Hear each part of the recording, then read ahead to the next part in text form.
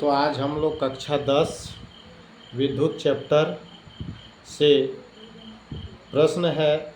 विद्युत चैप्टर से देखेंगे। प्रश्न है, श्रेणी क्रम संयोजन किसे कहते हैं? प्रतिरोधकों के लिए श्रेणी क्रम संयोजन में तुल्य प्रतिरोध के लिए व्यंजक प्राप्त करें। अर्थात Rp = R1 + R2 + R3 सिद्ध करना है। तुल्य प्रतिरोध क्या है? तो सबसे पहले श्रेणी क्रम संयोजन किसे कहते हैं उससे हम लोग देखेंगे। पहला प्रतिरोध के दूसरा छोर, पहला प्रतिरोध का दूसरा छोर दूसरा का पहला के साथ तथा दूसरा का दूसरा छोर तीसरा का पहला के साथ क्रम अनुसार जुड़ा है, उसे श्रेणी क्रम संयोजन कहते हैं। तो पहला प्रतिरोध के दूसरा छोर दूसरा प्रतिरोध के पहले के साथ तथा दूसरा प्रतिरोध का दूसरा छोर तीसरा प्रतिरोध के पहले के साथ क्रम अनुसार जुड़ा हो, उसे श्रेणी क्रम संयोजन कहते हैं। तो परिपथ इस तरह का हम लोग बना लेंगे। तो और यहाँ पर पहला प्रतिरोध R1 है, R2 है, R3 है। R1 में V1 लग रहा है, R2 में V2 विभांतर, R3 में V3 विभांतर लग रहा है। और ये वोल्ट मीटर को हम लोग समांतर क्रम में जोड़ दिए हैं। इसको आप चाहिएगा तो ऊपर भी इस तरह से कर सकते हैं।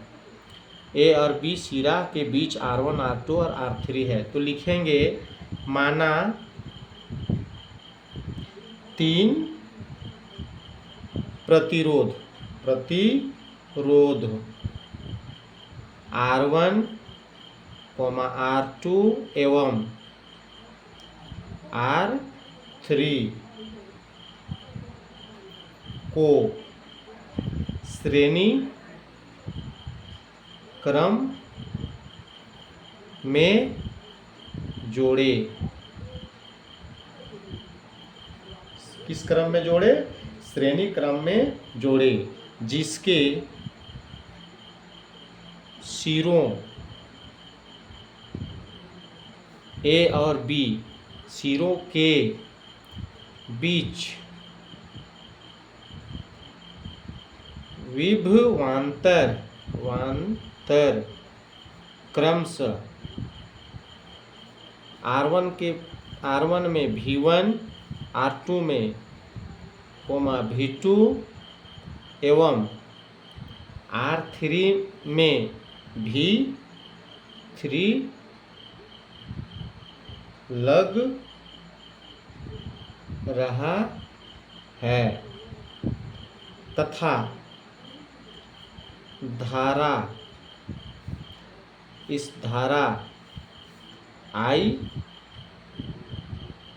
बह रही है। तो ओम के नियम से, ओम का नियम क्या है? V बराबर IR होता है। तो यहाँ R1 की जगह V1 दिया है, तो लिखेंगे V1 बराबर IR1 समीकरण 1, V2 के बराबर IR2 समीकरण 2, V3 के बराबर IR3 समीकरण 3। लिखेंगे समीकरण पहला दूसरा एवं तीसरा, पहला दूसरा एवं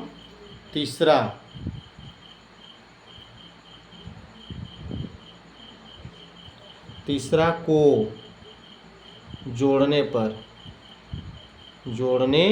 पर तीनों को जोड़ देंगे। इधर V1 + V2 + V3 = IR1 + IR2 + IR3 सबको इधर एक साइड में इधर जोड़ दिए। IR1, IR2, IR3 को इधर एक साइड में जोड़ दिए। अब क्या करेंगे? अब इसको हम लोग यहाँ पर देखते हैं। V बराबर कुल विभांतर V = V1, V2 और V3 है। तो V का ही क्रमशः विभांतर V1 V2 V3 है। तो ये V1 V2 V3 के बराबर अगर V है तो इसके जगह में हम क्या लिखेंगे, V इक्वल टू I तीनों में मिल रहा है तो तीनों में से I को कॉमन कर लेंगे, निकाल लेंगे। तो यहाँ बचेगा R1 plus R2 plus R3। इसको हम लोग समीकरण 4 मानेंगे। अब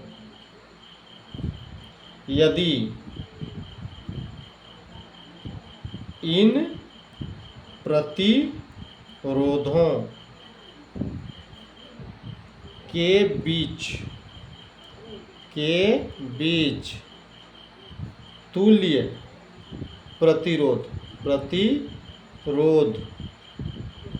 R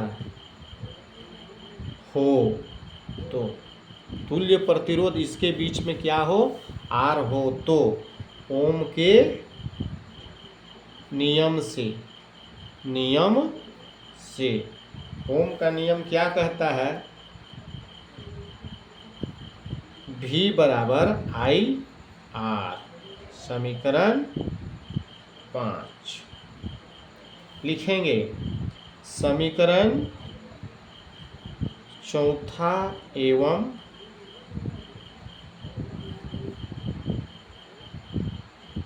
पांचवा से, चौथा समीकरण हम लोग का क्या है, तो चौथा समीकरण यहाँ पर दिया गया है V बराबर R1 plus R2 plus R3। अगर पांचवा में यहाँ हम लोग चलते हैं तो पांचवा में V बराबर IR है, तो इस V के जगह इसको IR को लिख सकते हैं। चूँकि V बराबर IR है और V के जगह IR लिखेंगे तो IR equal to R1 plus R2 plus R3। देखेंगे I बराबर से IR बायां साइड में और इधर I दाहिना साइड में है, तो दोनों भाग के रूप में बीच में बराबर है, इसलिए भाग के रूप में है, तो I कट गया तो बचा क्या, R। तो लिखेंगे R बराबर R1 plus R2 plus R3।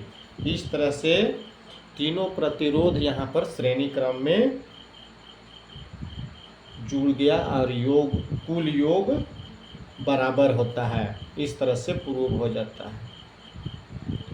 तो आप लोग को समझ में आया होगा तो ज़रूर सब्सक्राइब कीजिएगा, लाइक कीजिएगा, बेल आइकन को दबाइएगा।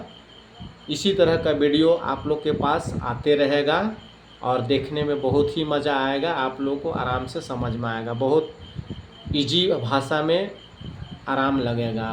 थैंक यू, धन्यवाद।